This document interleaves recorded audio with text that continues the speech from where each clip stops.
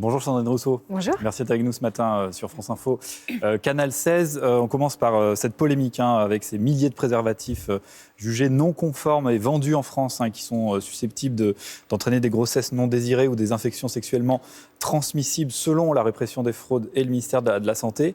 Est-ce que pour vous, Sandrine Rousseau, on est à l'aube d'un scandale sanitaire, d'un scandale d'État ? Est-ce qu'on peut utiliser cette expression ce matin ? Je pense qu'on va voir dans les semaines à venir l'ampleur des dégâts, mais en tous les cas, manifestement, on a besoin, déjà je le dis, des fonctionnaires de la répression des fraudes, parce que c'est important pour aller traquer ce genre de malfaçon. Et puis après, manifestement, il va falloir aussi faire évoluer la loi, parce que les personnes qui auront malheureusement eu des IST pourront aller devant les tribunaux. Les femmes qui auront eu des grossesses non désirées ne pourront pas y aller. Et donc il va falloir qu'on adapte la loi pour que les responsables de cette situation soient véritablement inquiétés. Est-ce qu'il y a une responsabilité du gouvernement, de l'État, pour vous, dans cette affaire ? À ce stade, je n'ai pas l'impression, mais la question, c'est comment des préservatifs non CE ont pu se retrouver dans les rayons de pharmacie ou de magasins. Et puis, pourquoi des préservatifs avec le label CE sont-ils défaillants ? Donc, en fait, il va falloir investiguer tout ça.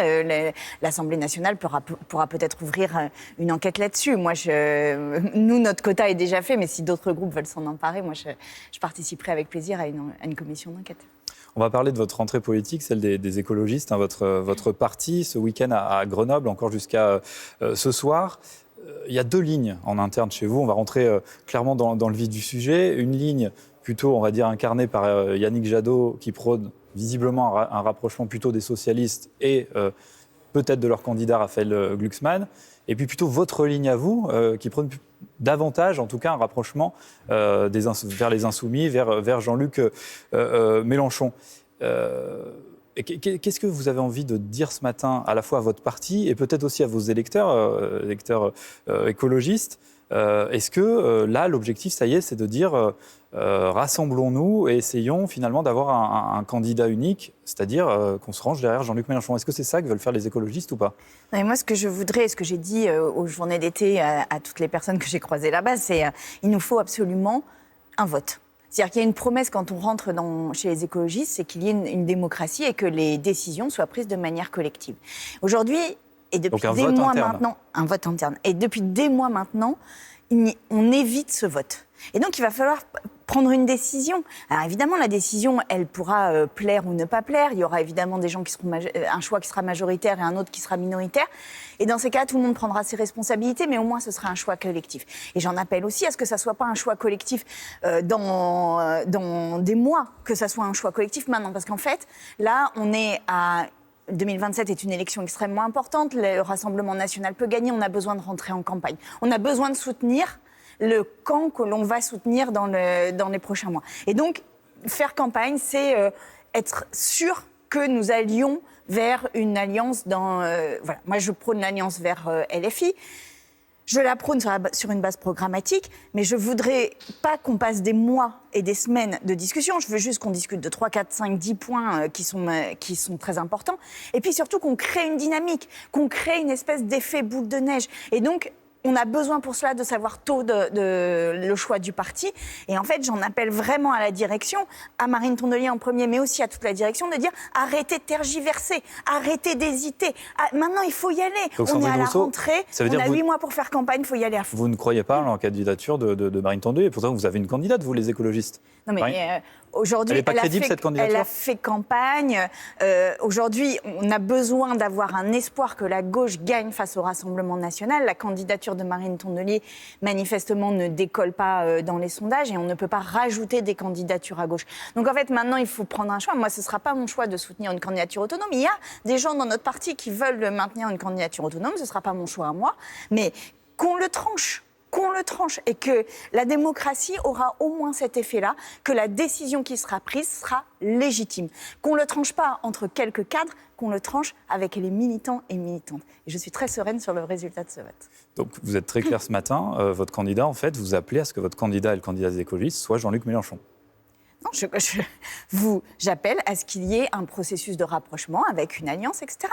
Et j'appelle surtout... Oui, mais le candidat, c'est Jean-Luc Mélenchon, au final. Ben oui, ce sera Jean-Luc Mélenchon. Ben bien sûr que ce sera Jean-Luc Mélenchon. Si c'est l'option alliance avec LFI qui gagne, ce sera Jean-Luc Mélenchon. Ben voilà. Aujourd'hui, c'est le candidat le mieux placé à gauche pour passer le premier tour. Donc, Quand Marine Tondelier elle a prononcé un discours hier à Grenoble, elle dit, je la cite, « À quoi servons-nous à part nous commenter les uns les autres ?» Est-ce qu'elle n'a pas un peu raison quand même? Parce qu'il y a autant de nuances que de militants presque. Je caricature votre parti, mais vous avez Yannick Jadot, il y a vous, il y a Marine Tondelier, il y en a d'autres. Enfin, est-ce qu'il n'est pas temps de se mettre d'accord? Non, mais si tu veux qu'on sorte de cette séquence, propose le vote. Et puis on en sortira. Ça suffit en fait. C'est-à-dire que là, on a transformé... Vous savez, quand on rentre chez les écologistes, il y a vraiment cette idée qu'enfin, on va avoir un parti dont la démocratie va être au cœur du fonctionnement. Bon, manifestement, on a quand même renoncé à ça depuis maintenant des mois. On n'a tiré aucun enseignement des élections européennes et municipales. Maintenant, il faut qu'on passe à un autre cap. Et ce cap, c'est de prendre une décision, de l'assumer et d'aller au bout. Voilà. Il y aura un autre candidat vraisemblablement à gauche, ça sera un candidat issu de la primaire du PS, peut-être Raphaël Glucksmann qui devrait déclarer sa candidature dans un JT de 20h demain. Est-ce que vous regrettez une autre candidature à gauche, sachant qu'il faut, pour accéder au second tour pour la gauche, sans doute aller vers une candidature peut-être unique. En tout cas, c'est pas gagné si vous avez une multiplication de candidatures, peut-être aussi celle de Fabien Roussel pour les écologistes. Ça va faire beaucoup pour peut-être pour les communistes, pardon. Lapsus révélateur peut-être.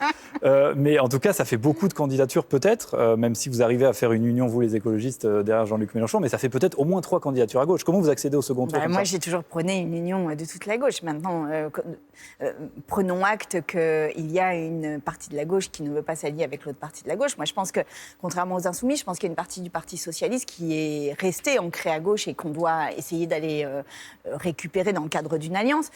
Par contre, quand il s'agit de la partie du PS qui pense qu'une autoroute est la solution, je pense à la 69 par exemple, et la solution avec l'été qu'on vient de passer... Enfin, moi, je ne comprends pas cette partie-là et je ne veux pas faire avec cette partie-là. En fait, je vais être très claire, c'est que cette partie-là du PS, c'est une partie qui nous envoie dans le mur exactement de la même manière que la Macronie nous envoie dans le mur. Donc moi, ça ne m'intéresse pas. Mais ce n'est pas tout le PS qui se reconnaît derrière ça. Et je pense qu'une partie du PS, si vous les interrogez sur la 69, trouveront quand même que le projet est assez inutile, voire dangereux. Donc il faut aller chercher ce PS-là. Et maintenant, j'attendrai le résultat de la primaire PS, mais je voudrais vraiment que mon parti n'attende pas cela. Parce que ça fait des mois qu'on attend le PS. Ça fait des mois qu'on est à la roue du PS. Ça fait des mois qu'on les attend comme Anne, ma sœur Anne. Ne vois-tu rien venir? Nous ne voyons rien venir. Donc maintenant, il faut prendre une décision. De toute façon, quel que soit le candidat du PS à la fin, ce sera la même ligne qui sera défendue. Donc il faut que nous avancions. Sans doute, je voudrais qu'on parle d'un autre candidat à l'élection présidentielle, Édouard Philippe, l'ancien Premier ministre d'Emmanuel Macron, qui est à Mayotte. Il fait sa rentrée politique à Mayotte. Il ira à la Réunion demain. Lui, il dit clairement il faut fermer les vannes de l'immigration à Mayotte.